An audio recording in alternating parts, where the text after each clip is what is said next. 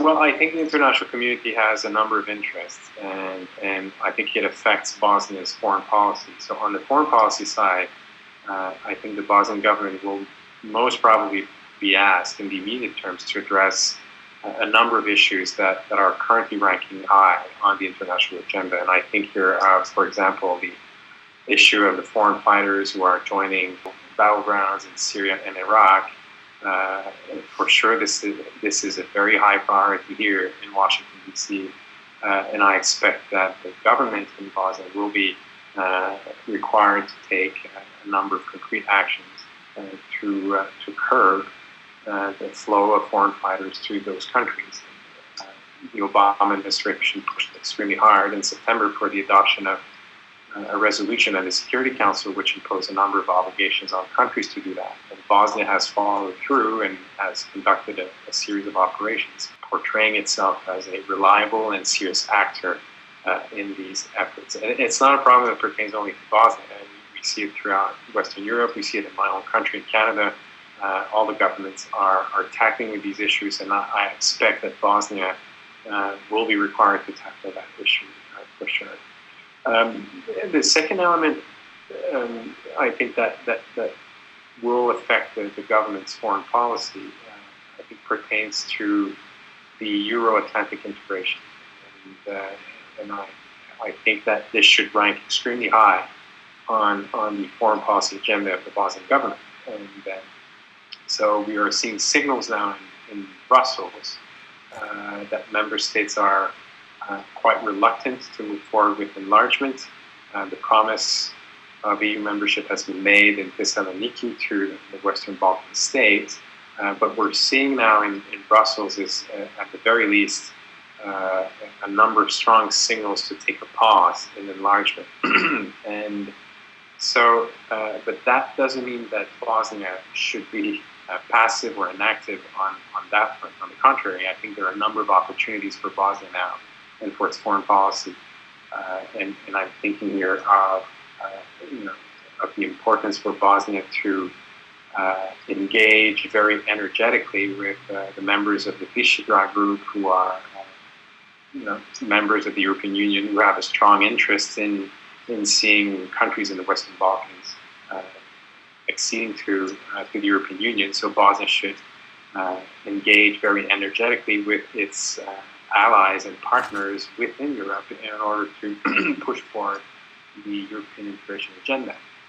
And also, I think, and that goes back to the comments that we were making earlier on the economy, I think that Bosnia has a very strong additional interest, I think, to stimulate its economy and to become more competitive economically, because the stronger its economic condition will be, I think the stronger its claim and its political case for membership will become as well. So there are a number of things that Bosnia can do now and should be doing in order to enhance its prospects for EU membership. And I think the international community here should accompany Bosnia as it does that. And so those are the first elements. We were talking about the floods early on. A lot of donor assistance have been pledged, and I think the international community has a clear role here, and I would even say a responsibility to not only to make sure that these pledges reach individuals, but also to looking at whatever other needs might be on the ground and to provide assistance to provide relief to flood victims. That's another topic I think where the international community should be directly engaged. And the last item, I think, again, goes back to European integration. I think there, the European Union, which has now a leadership role on the international front in Bosnia, I think has a clear responsibility to be more assertive in its conditions and also to be clearer as to where it wants Bosnia and Herzegovina to be institutionally and constitutionally when it enters the European Union.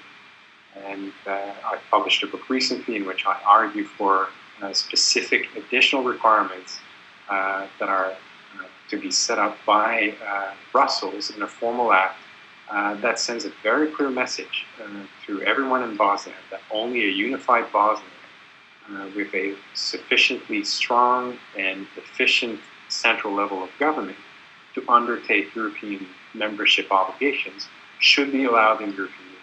And if the European Union set these conditions very clearly and formally from the outset, the positive impact of this will be that it will discredit any political action on the ground that goes against those objectives. And I think that is particularly important given that we've seen 1 day or 2 days after the official results of the elections, political actors calling for the creation of a third entity and going back to a number of initiatives that would take the country backwards rather than forward. So it's extremely important for the European Union to set the agenda and establish a framework within which Bosnia's progress should take place. I think there are always fluctuations, and organizations and political entities always have to juggle with new situations and emergencies. And when you're talking about Bosnia's integration process, you're talking about a fairly long-term process. So obviously there will be moments in that process where other items on the agenda will be more urgent. But if you look back, Europe has gone through and has had to manage many crises, be it the Russian incursion in Georgia or be it the negotiations with Iran. There's always an item on the agenda that will absorb more energies and that will be considered an emergency. That being said, the fact that they are pressing issues right now does not in any way suggest that Europe doesn't have an interest in having a unified and functional Bosnia within the Union. Europe has no interest in having a dysfunctional country entering the European Union. I think it has faced significant problems with the Cyprus issue.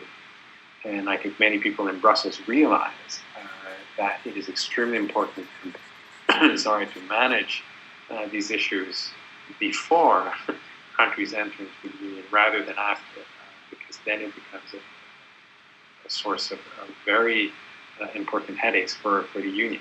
So in that sense, regardless of the short-term priorities of the Union or the short-term crisis, I think there is a clear interest for the European Union to make sure that Bosnia evolves in a way that allows the country to enter the European Union and to enter it as a functional, rational, and unified state.